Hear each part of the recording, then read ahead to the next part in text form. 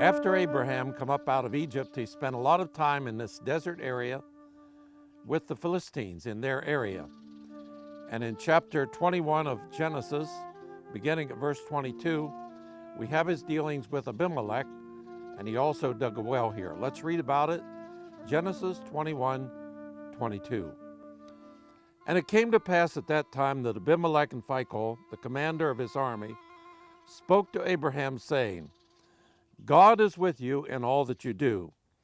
Now therefore swear to me by God that you will not deal falsely with me, with my offspring, or with my posterity, but that according to the kindness that I have done to you, you will do to me and to the land in which you have dwelt. And Abram said, I swear. Then Abraham rebuked Abimelech because of a well of water which Abimelech's servants had seized. And Abimelech said, I do not know who has done this thing. You did not tell me, nor had I heard of it until today.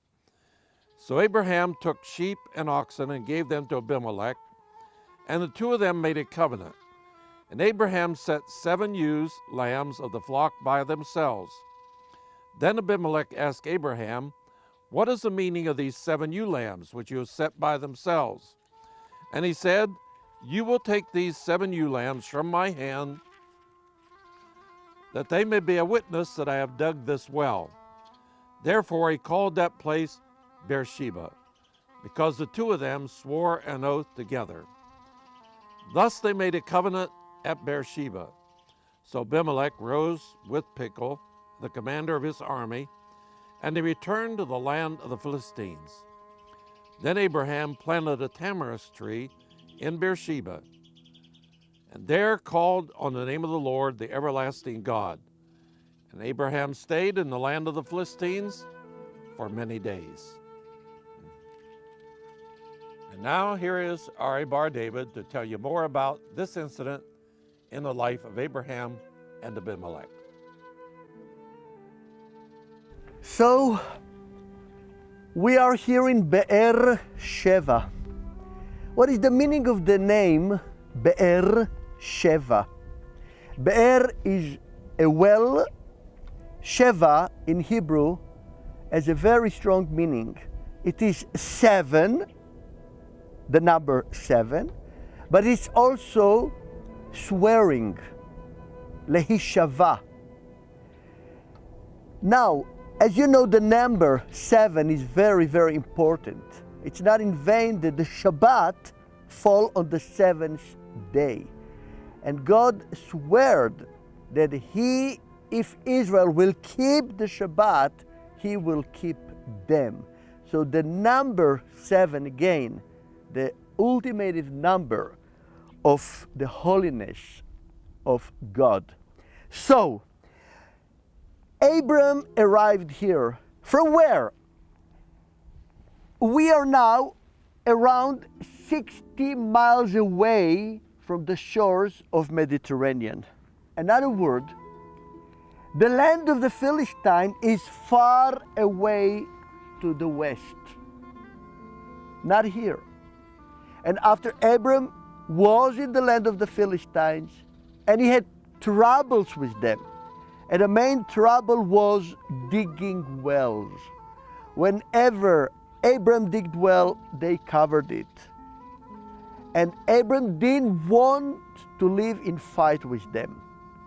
So he decided, because he was a peaceful man, and he wanted peace with the local people, he decided to leave the land of the Philistines, which no doubt it's much more green than this area, and to move far eastward into the Negev, and start from beginning, start from virgin ground.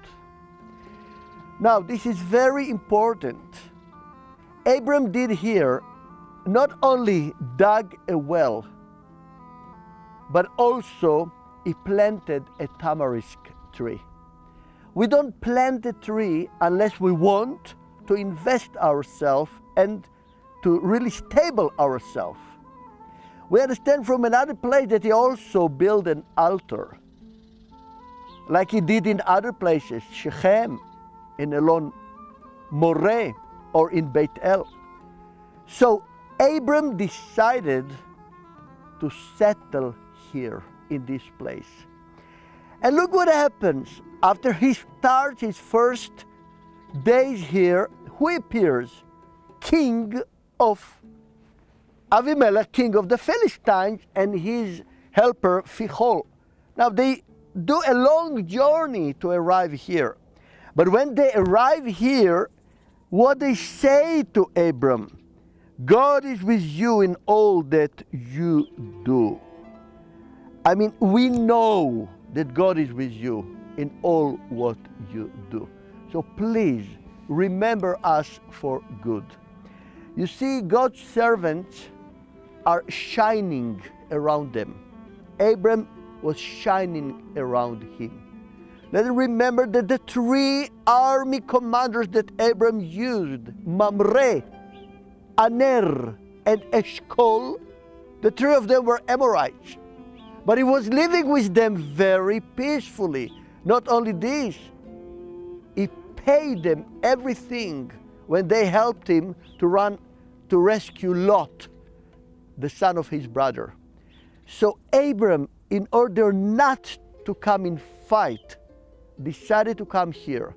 But Abimelech and Phicol wanted to be sure that he's not angry on them. So they came with him just to greet him. When they arrived him, Abram wanted to reveal them something. Look, I came here because we had a problem. And the problem was about digging a well. Now they said we never heard about it. Until now nobody told us.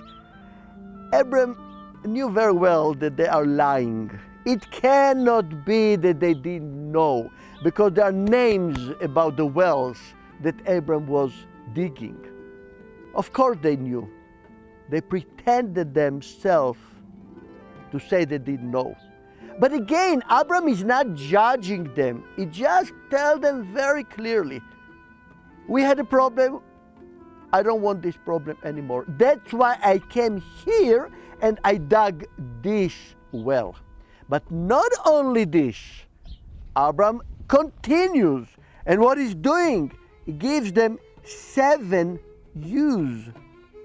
7 ewes sheep. And what he tells them, this is the sign. The 7 ewe lambs are the sign that this well was dug by me. And again, the word 7 in Hebrew is double meaning. Also 7 number, but also swear. So this is the way that I swear that this belongs to me. And only after he gave them, just think about this. He had to get from them. No, he gave them.